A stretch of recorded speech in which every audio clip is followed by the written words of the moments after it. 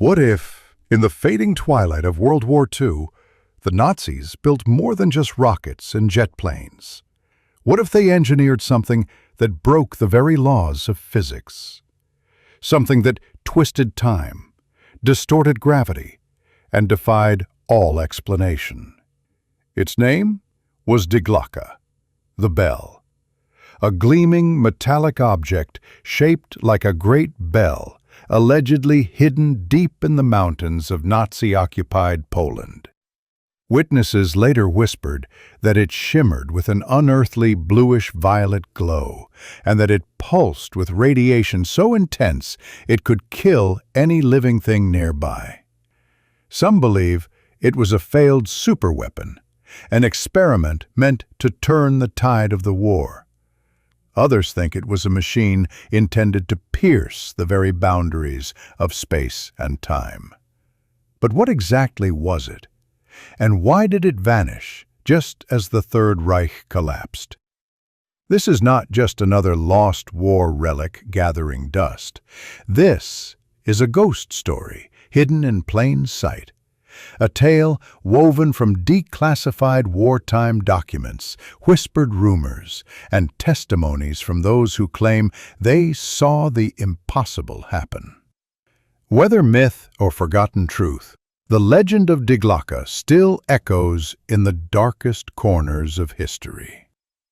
By 1943, Germany's grip on Europe was slipping. Allied forces closed in from all sides, and Hitler's regime, growing desperate, poured hope into a secret initiative, the Wunderwaffe, or wonder weapons. This program gave birth to terrifying, groundbreaking technology. The V-2 rocket, the world's first long-range ballistic missile, a weapon of unprecedented reach and speed. The Me-262 jet, the first operational jet fighter, streaking through the skies faster than any Allied plane. Early guided bombs, experimental stealth coatings, and prototype cruise missiles that foreshadowed future warfare. But some believe the Wunderwaffe program went even further into the strange and unknown. Underground labs, enigmatic blueprints, and unexplained experiments hint at another layer of research, one hidden even from much of the Nazi high command, a realm of science so experimental, so unstable, that it bordered on madness. And it's within this shadowy domain that Die Glocke reportedly came to life. The first public mention of Die Glocke did not come from any Allied intelligence report or captured Nazi file. It came decades later from a book. In the year 2000, Polish journalist Igor Witkowski published Prawda o Wunderwaffe, The Truth About the Wunderwaffe, and in its pages he revealed a startling secret. Witkowski claimed he had seen transcripts of a 1945 Polish interrogation of SS General Jakob Sporenberg, a high-ranking Nazi officer. In those secret documents, never officially released, Sporenberg described a clandestine project centered on a bell-shaped device hidden in the Wenceslaus mine, a remote underground complex in the Owl Mountains of Lower Silesia. According to Sporenberg's testimony, this bell was constructed from a heavy, unknown metal and filled with a strange violet-colored mercury-like liquid, codenamed Xerum 525. Inside the bell's thick ceramic housing and lead-lined walls, two cylinders spun in opposite directions at tremendous speed. When the device was activated, it emitted lethal radiation. Plants brought near it would rot or disintegrate. Animals would collapse and die. Most disturbing of all, some of the scientists working on the project reported bizarre effects on themselves: vertigo, disorientation, even the sense that time itself was warping around them. Then, as Witkowski uncovered, the story takes an even darker turn. In Sporenberg's account, as the war neared its end, the SS leadership ordered that all traces of the Bell project be wiped away.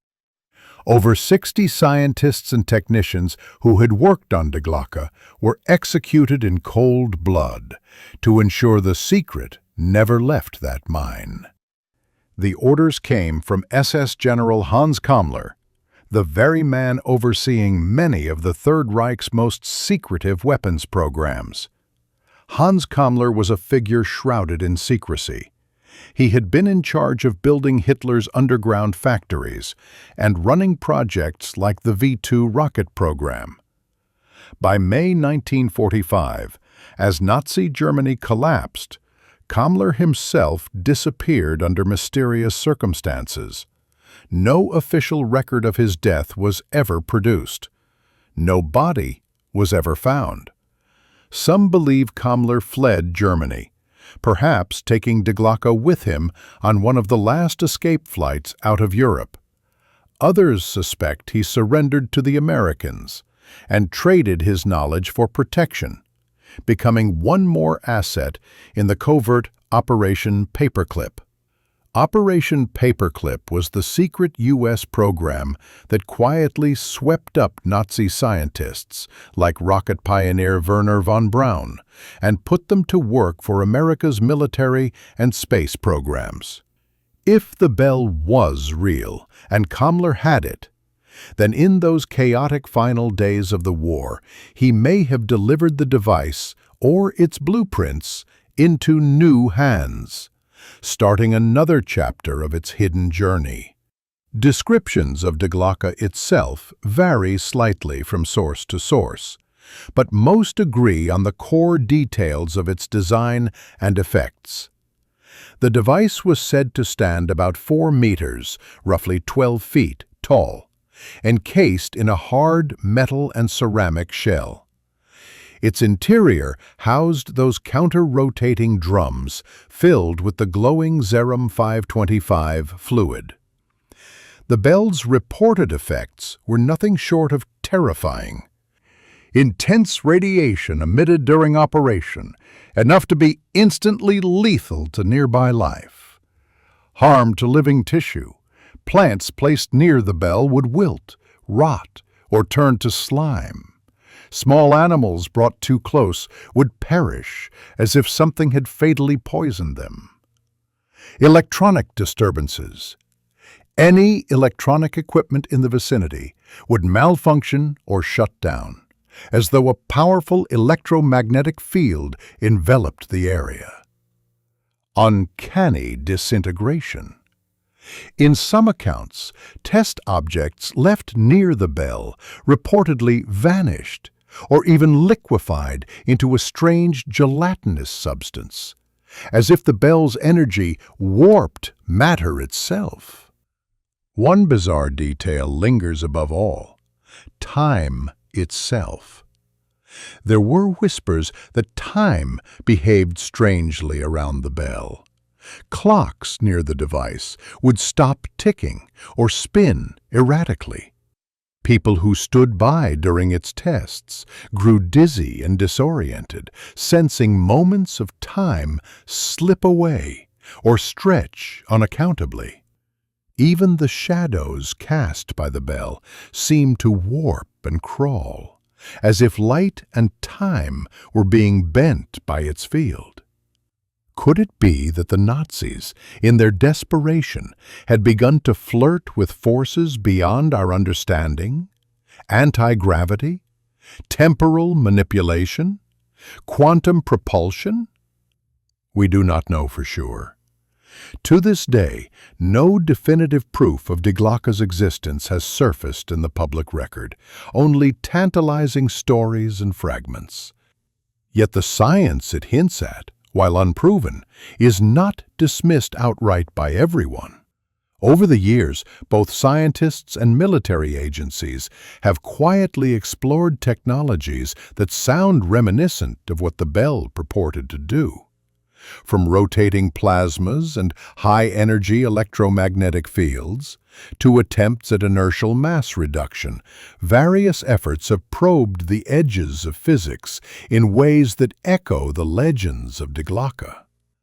Declassified documents from the Cold War era have revealed U.S. interest in Nazi research, and rumblings of secret experiments crop up occasionally in defense circles. It seems the fascination with what the bell might represent never truly died.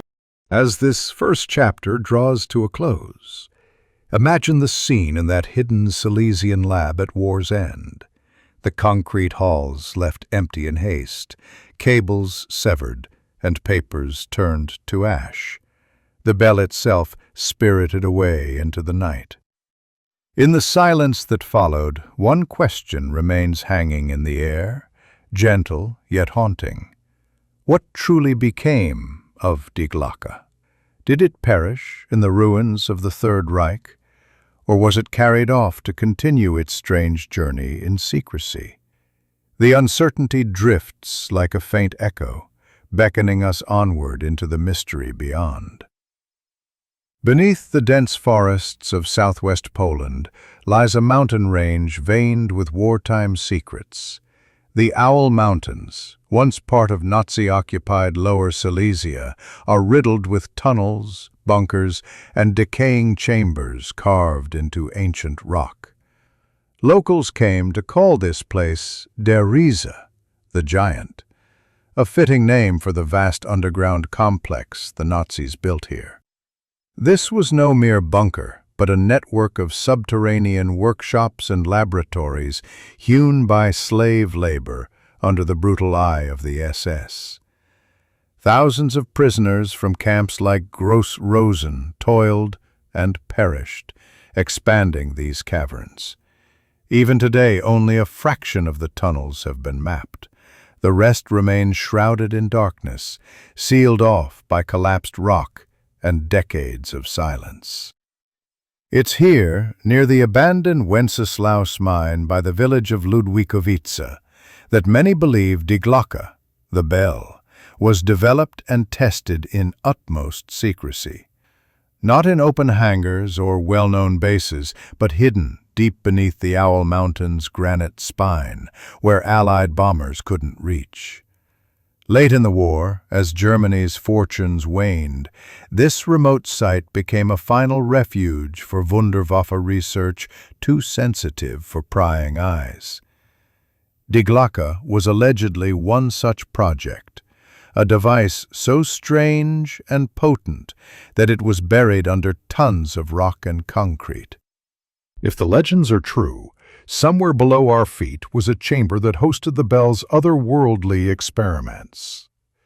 But decades later, standing among mossy foundations and tunnel entrances choked with rubble, one has to wonder, what, if anything, remains? In a quiet clearing on the hillside, hidden among pines and thorny brush, stands a concrete enigma. 11 massive concrete pillars form a circular ring roughly 30 meters across, like the skeletal ribs of some colossal wheel. Locals nicknamed it Wunderwaffe, the fly trap, but many now simply call it the henge. The structure's purpose is baffling. It resembles an open-air ring of support columns with metal fixtures on top, almost like an industrial Stonehenge. There are no pipes or cranes or obvious machinery here, just this ring of heavy pillars, too solid and overbuilt for any mundane factory use. It sits alone, adjacent to the old mine rail yard, silently defying explanation. Some researchers have speculated that this odd structure was a test rig for Die Glocke, perhaps a mounting platform to stabilize the bell during its experiments. They imagine the bell suspended in the center of the ring by thick chains, humming and glowing as it was powered up, held in place by the henge's sturdy pylons. Those metal hooks and mountings atop the pillars could have been anchor points to brace a thrumming, levitating device. Skeptics, however, have a simpler explanation. They insist the flytrap is merely the base of an unfinished cooling tower, part of a conventional power or chemical plant. Indeed, a wartime dynamite Nobel explosives factory once operated nearby, lending weight to the cooling tower theory. But if it was just a cooling tower, why are there no records of a plant here? Locals will tell you that even decades after the war, parts of this area remained fenced off and guarded. The structure itself shows scars. Charges may have been taken to parts of it. As the wind whistles through the pillars, it's hard not to feel like the concrete ring is a deliberate clue, left behind to taunt us. Was this circular monolith a piece of forgotten infrastructure, or an architectural ghost of something far stranger? For years after the war, the Owl Mountains kept their secrets under layers of earth and fear.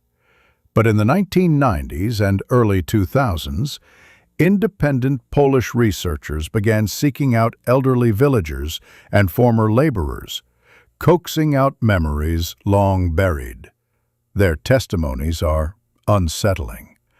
One local man recalled that as a child during the war, he and his father would sometimes hear a low humming at night, like an electrical transformer deep underground, that made their oil lamps flicker.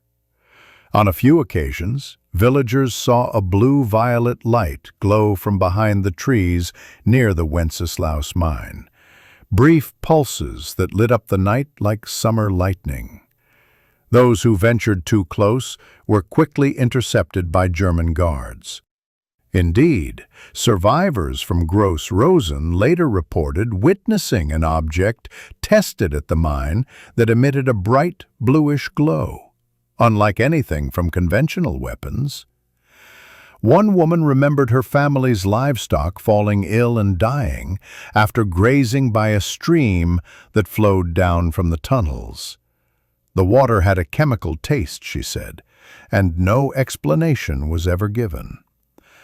The most harrowing accounts came from forced laborers who toiled in Der Reich. Some recalled being ordered to transport heavy, sealed metal containers down into a special shaft near the mine. These barrels were warm to the touch, humming faintly, and marked with strange purple insignia. The workers were forbidden from asking questions. Armed guards watched their every move. One former prisoner recounted that on a winter day in 1944, a fellow inmate slipped and one of the containers cracked open. Within hours, the entire transport crew fell violently ill with bleeding gums and sores. Those who survived the sickness were removed by the SS and never seen again. Such stories are impossible to verify now, but they cast a chilling light on what might have been happening in those tunnels. Radioactive materials, chemical experiments, or something even more exotic? All we have are these fragments of memories, whispered recollections of humming machines, strange lights, and an overwhelming fear that lingered long after the war. When World War II ended, the victorious Allies swept into Nazi research centers across Europe. They seized rocket blueprints at Peenemünde, jet prototypes at underground factories in Nordhausen, and crates of files from laboratories scattered across the Reich. But in the Owl Mountains, Der Reich was left oddly untouched. Allied investigators did arrive at these tunnels in 1945, yet very little about their findings ever made it into public reports. Unlike the well-documented V2 rocket sites, this massive underground project warranted barely a footnote. It was as if the complex was a blank spot on the map, lost in bureaucracy and later hidden behind the Iron Curtain. In truth, Much of the mystery stems from the Nazis themselves. As the Red Army closed in, SS crews destroyed entrances and blew up sections of tunnels to bury whatever lay inside. Many blueprints and logs were burned in bonfires. Critical machinery vanished. No blueprints, photographs, or test records of the bell have ever surfaced. A striking absence, given how obsessively Nazi projects, even secret ones, were documented. Those few personnel who knew the truth either died on sight or were whisked away in the chaos of war's end. An SS general's affidavit later spoke of 60 scientists and engineers executed in the final days, all those with intimate knowledge of Die Glocke, wiped out to guard its secret. The effect was that by 1946, almost no one remained who could tell Allied interrogators what had happened at Ludwikowice. The Soviets, who took control of Lower Silesia after the war, were equally perplexed by what they found and didn't find at Derisa. They cordoned off parts of the Owl Mountain tunnels, reportedly sealing some with concrete. Perhaps it was simply to prevent accidents in these half-collapsed digs, or perhaps to conceal something they had found. To this day, few official photographs of the site's interior exist. One Polish report noted that several tunnel entrances were flooded or deliberately blocked post-war and remain inaccessible. The whole area exudes an eerie silence. Visiting in the 1960s, locals noted that even the birds seemed to avoid the pine woods around the old mine. It's as if the land itself remembers and keeps its secrets close. This enduring silence has only deepened the enigma. Why would a facility that cost millions of rice marks and so many lives be simply left to rot? If Derisa was just an underground factory or Führer bunker, surely someone would have reopened or studied it extensively by now. Instead, rumors persist that whatever was unearthed in those tunnels by the victors was either too dangerous or too inexplicable to publicize. Perhaps Allied teams did scour these caverns in 1945 and found evidence of physics-defying experiments they quickly swept under the rug. Or conversely, maybe they found nothing at all, because Die Glocke was no longer there. According to various post-war intelligence leaks and whispers among historians, Die Glocke did not remain in Poland for the Soviets to capture. In the winter of 1945, as the Third Reich crumbled, the bell is said to have been spirited away from the Owl Mountains. But to where? Here we cross into the realm of theories and conjecture, a branching tree of possibilities, each as compelling or outrageous as the next. Some believe the bell was flown or transported to southern Germany, to a redoubt in the Alps. SS General Hans Kammler, who oversaw many secret projects, had authority over remote airfields and underground vaults in the Austrian and Bavarian Alps.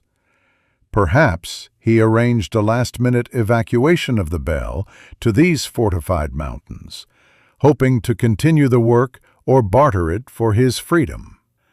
Another account claims that an SS officer, in later testimony, said the device was moved to Norway.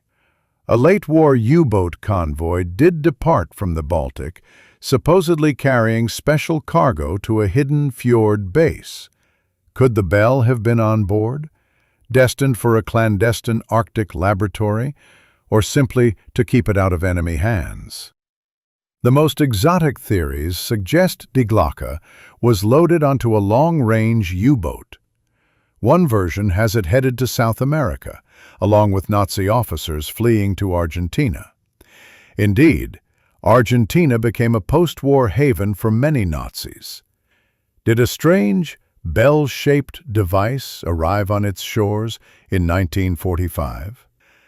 An even more fanciful tale places the bell in Antarctica, bound for an alleged Nazi ice fortress, the mythical Base 211.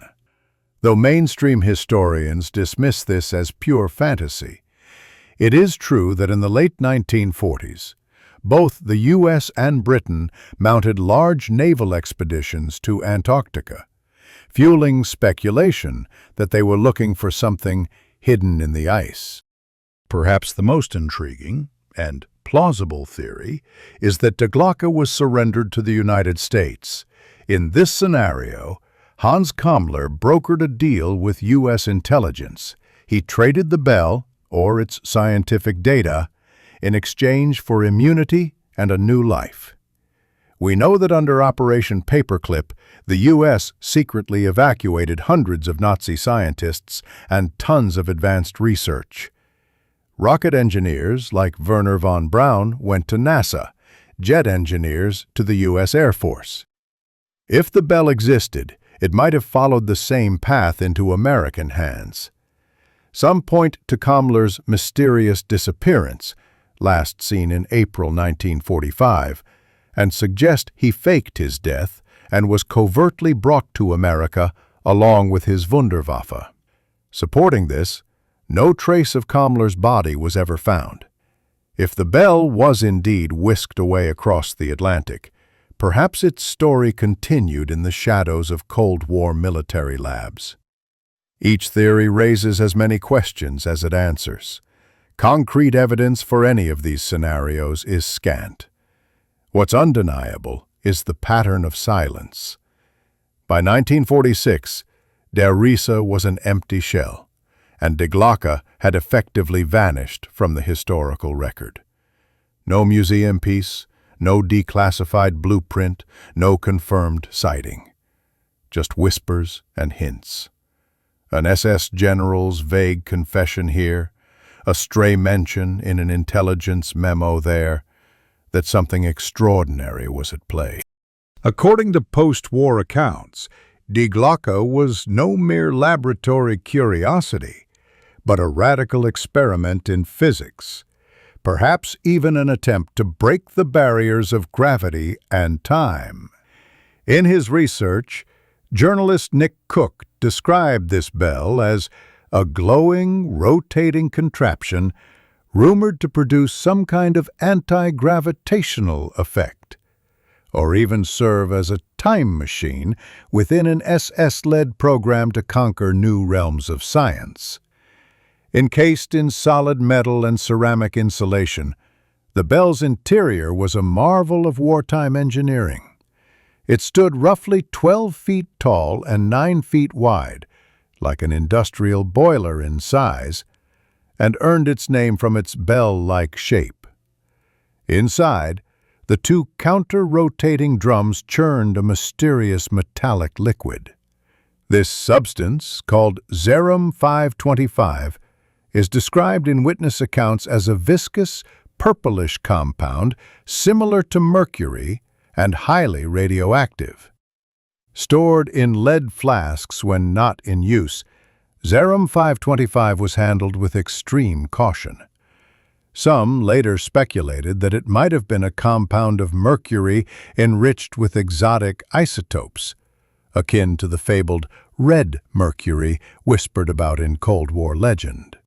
When electrified and spun at high speed, this fluid glowed with an otherworldly hue. Massive cables fed the bell with power from a nearby generator or power plant, hinting at the colossal energies involved. As the rotation peaked, military technicians reported a rising whine in the air, an electromagnetic pressure that made hair stand on end. The whole apparatus began to emit a pale blue light from its base, bathing the chamber in an eerie phosphorescent glow. Scientists of the Third Reich allegedly gave the Bell project codenames like Chronos, Greek for time, and Lanternträger, the light-bearer. Such names, if true, suggest that they believed they were not just building a new weapon, but a device that could manipulate fundamental forces. The bell's design, heavy, spinning cylinders and intense electrical discharge, hints at an ambitious intent to bend the laws of physics. Some researchers later posited that the high-speed rotation of the mercury-like plasma could have generated a torsion field, essentially a vortex in the fabric of space-time itself. In theory, a torsion field might distort gravity or even time, a concept well outside mainstream science, but not entirely beyond speculation. In fact, Polish author Igor Witkowski, who first brought Die Glocke to light, postulated that Xerum 525 was an irradiated form of mercury plasma meant to warp space-time, a potential attempt at creating anti-gravity thrust or even a gateway in time. While these ideas were never proven, they paint a picture of what the bell's creators might have been reaching for: a technology that could propel aircraft without wings, or perhaps send signals or objects through unknown dimensions. Observers noted that when the bell was activated, nearby compasses spun wildly, and electrical equipment faltered, as if the device was pulling at the fabric of physics. The spinning drums and their electrified contents may have created intense magnetic fields, a kind of self-contained cyclone of energy. A later analysis likened this to experiments in frame dragging, where a rapidly rotating mass can literally drag space-time around it. A real, if normally minuscule, effect in Einstein's general relativity. If the bell magnified this effect, even slightly, it might have reduced gravitational pull or inertia in its vicinity, hence the tantalizing label of an anti-gravity machine. In modern terms, one could imagine it as an early stab at what we now call inertial dampening. By somehow interfering with the local gravitational field or the inertia of objects, the bell might have allowed mass to become more buoyant, or time to run askew. These concepts remain speculative, but intriguingly, they echo in current research.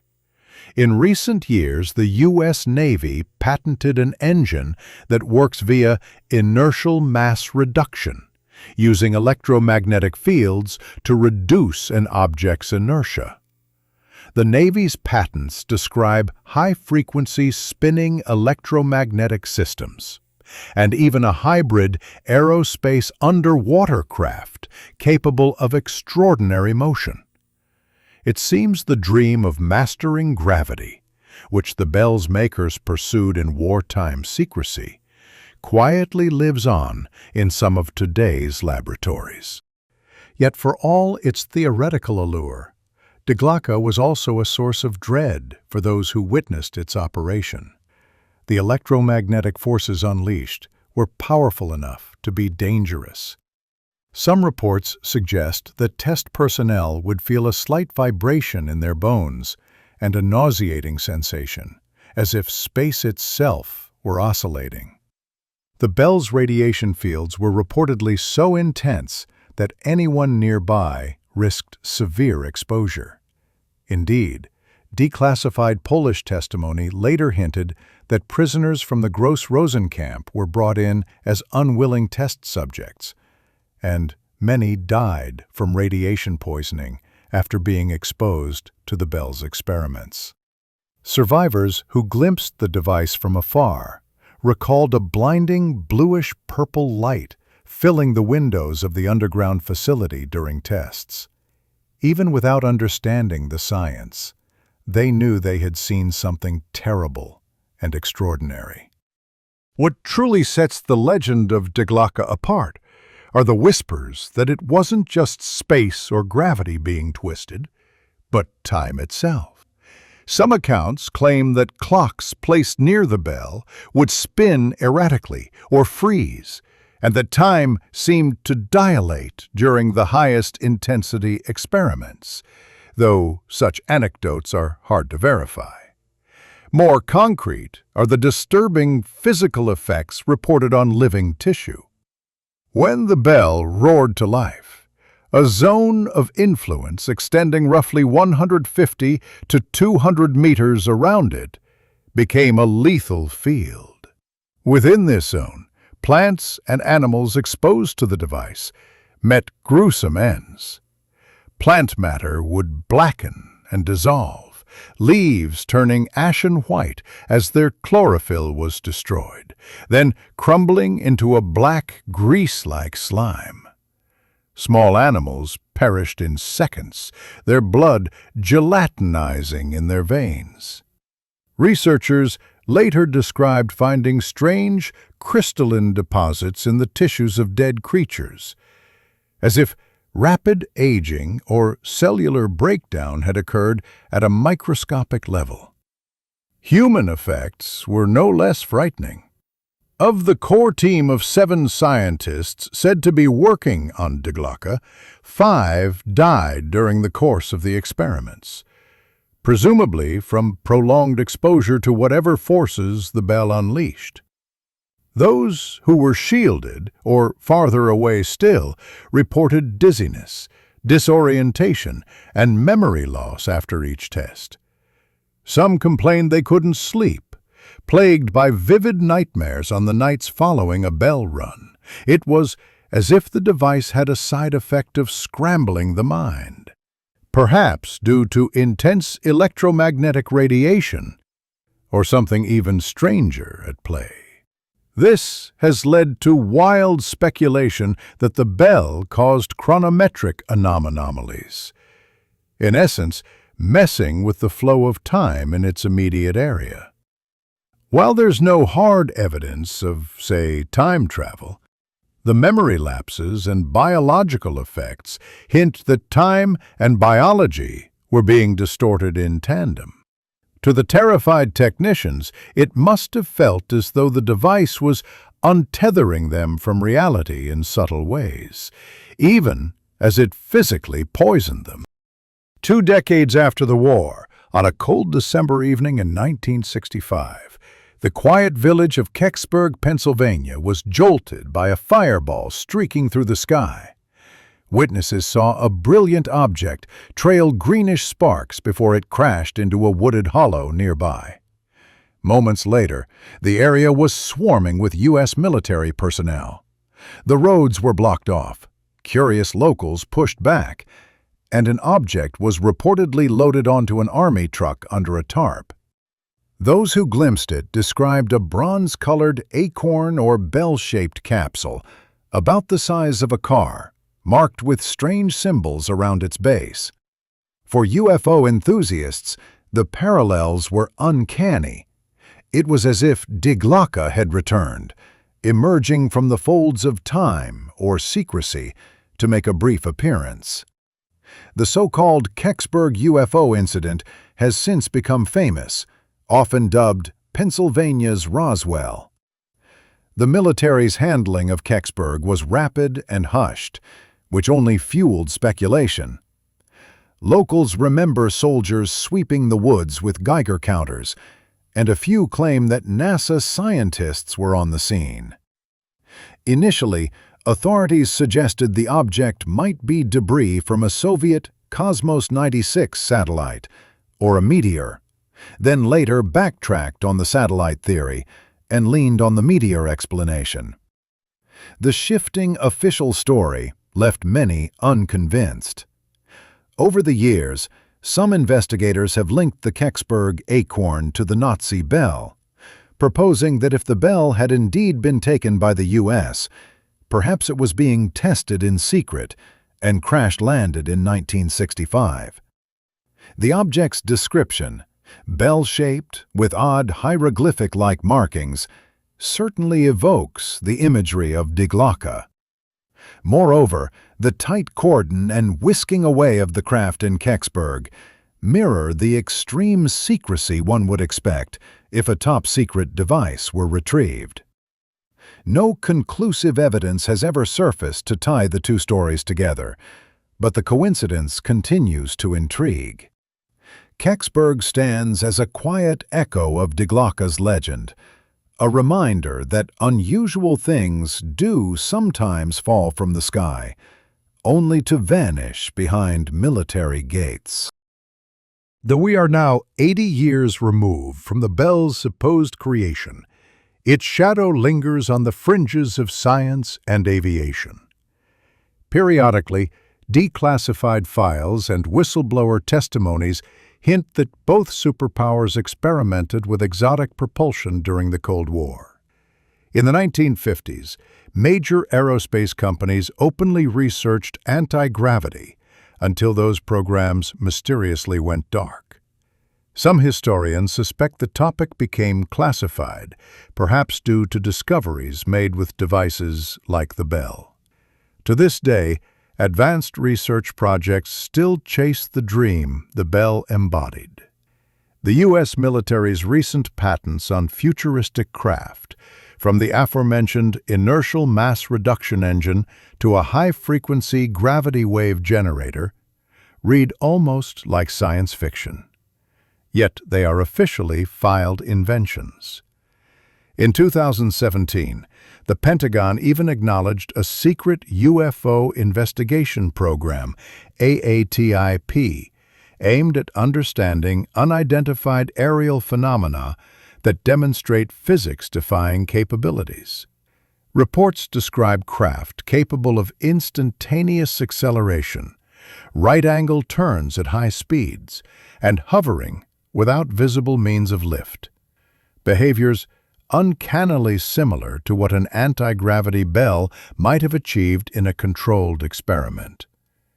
Could it be that some of these modern enigmas are indirect descendants of Die Glocke's research?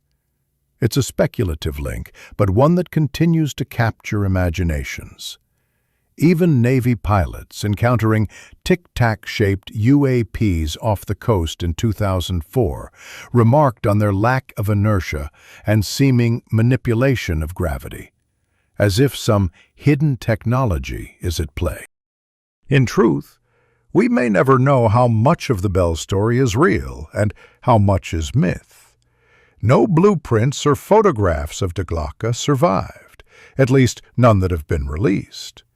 Skeptics rightly point out that if the Nazis had truly mastered anti-gravity or time distortion, it's hard to believe they wouldn't have used it to escape defeat.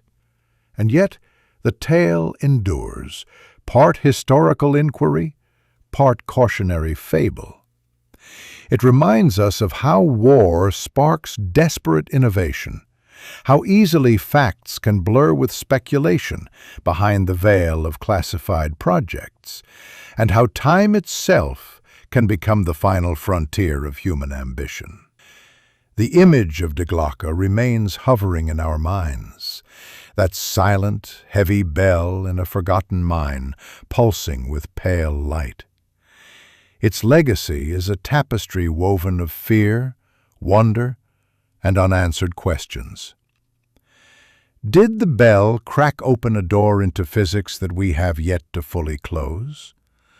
Or was it simply an extravagant dead end, buried by the passage of years? The haunting allure of this story is perhaps that it has no clear ending. Somewhere between fact and folklore, between the documented and the whispered, Die Glocke tolls on. It tolls in the imaginations of those who wonder if time can be bent and if secrets can be kept forever. It tolls in every rumor of hidden technology and every unidentified light in the sky.